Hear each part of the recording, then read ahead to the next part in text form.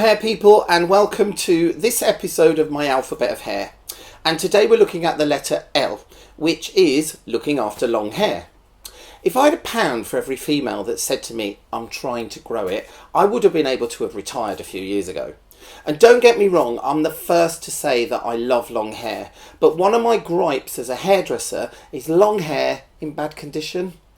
In this day and age, with all the amazing products that are available and all the information that's to hand to help you have the best possible hair, there aren't really any excuses for bad hair unless it's literally got so fucked up during a chemical process.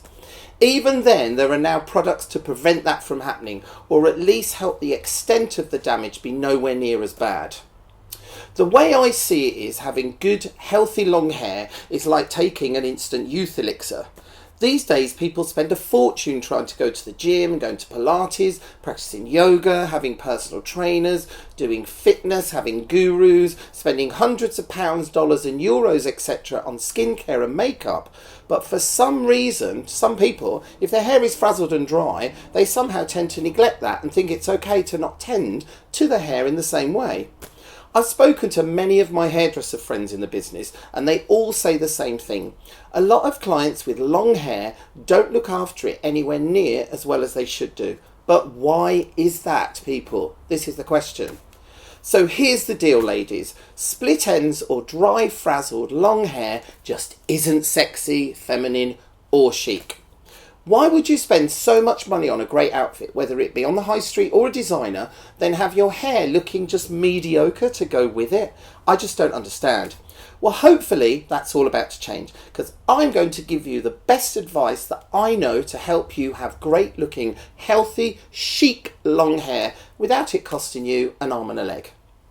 Okay, first off, if you're planning on growing your hair longer, don't, and I repeat, don't shy away from getting it trimmed regularly during the growing process.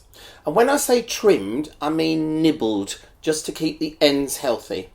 On average, our hair grows ½ an inch per month. So if you're growing your hair, I suggest to nibble on it every 2 to 3 months.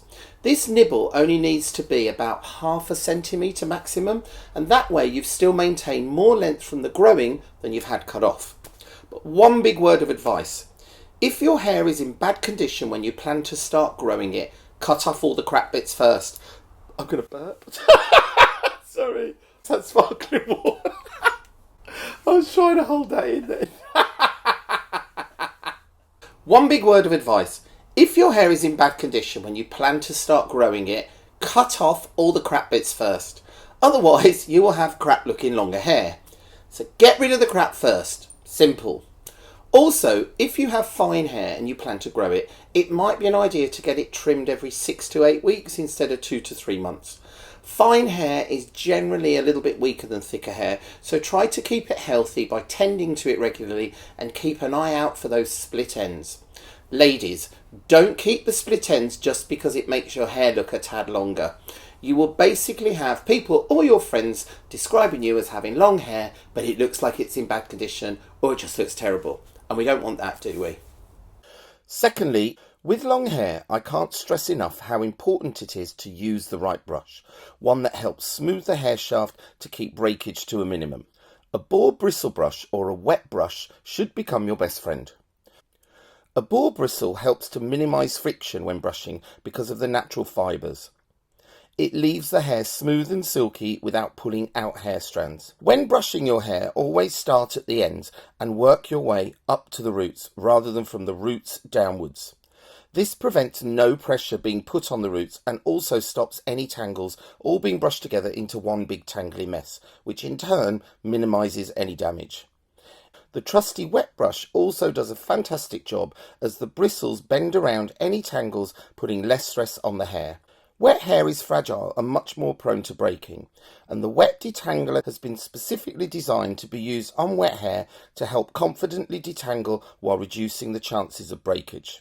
If you don't have a wet brush, make sure you only ever use a wide tooth comb when your hair is wet. Brushing hair when damp can cause a lot of damage to hair as it becomes more elasticated when wet, and brushing it can overstretch the strands rather than separate them.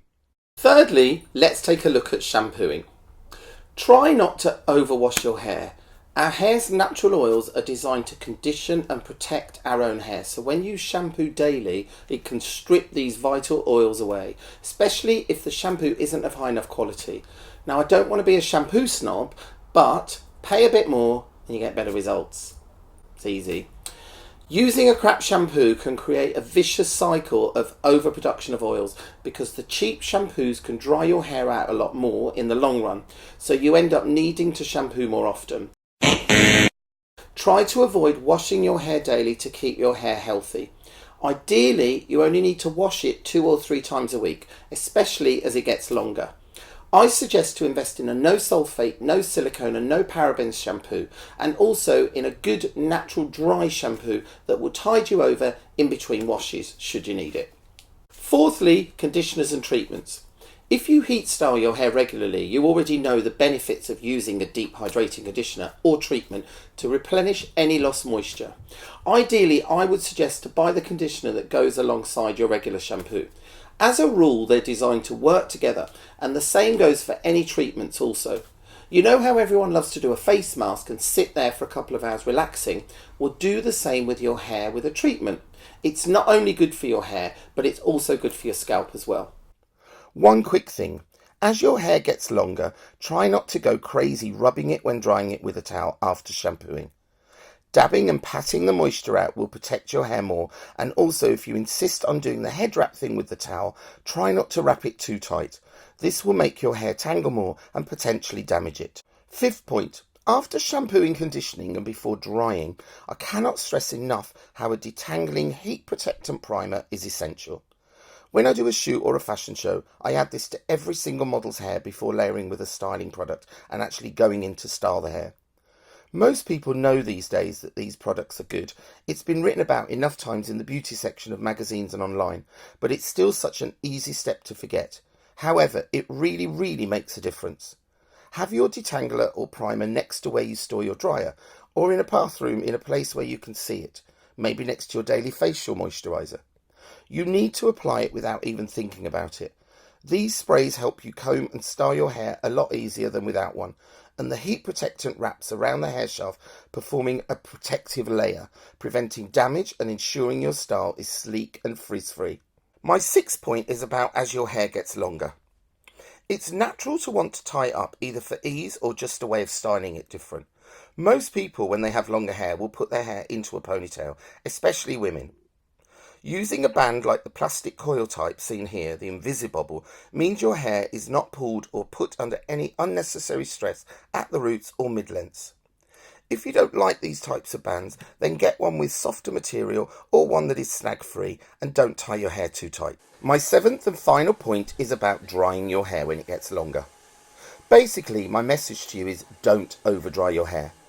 The worst thing you can do to your hair as it gets longer is overheat it with excessive blow drying. Pay stricter attention as to how you're using your dryer or irons, and always apply heat protection products beforehand. When blow drying, keep the hairdryer nozzle approximately 2 inches away from the strands, with the nozzle pointing straight down the hair shaft, whether you're using a dryer on its own or whether you're following it with a hairbrush. Drying your hair from the side or upwards towards the roots makes the hair frizzy because it makes the cuticles stand upwards. Upstanding cuticles allow the hair to get more damage throughout the day from the elements.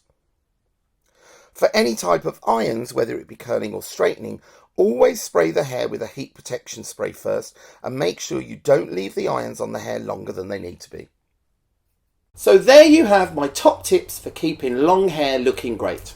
I'm not sure whether you noticed, but all of my suggestions are actually pretty low cost ways to getting your long hair looking chic. So ta-ta, and see you on the next video. If you like this video and want to see more, then you can subscribe to my YouTube channel, which is here, and you can also follow me on Instagram, Facebook and Twitter.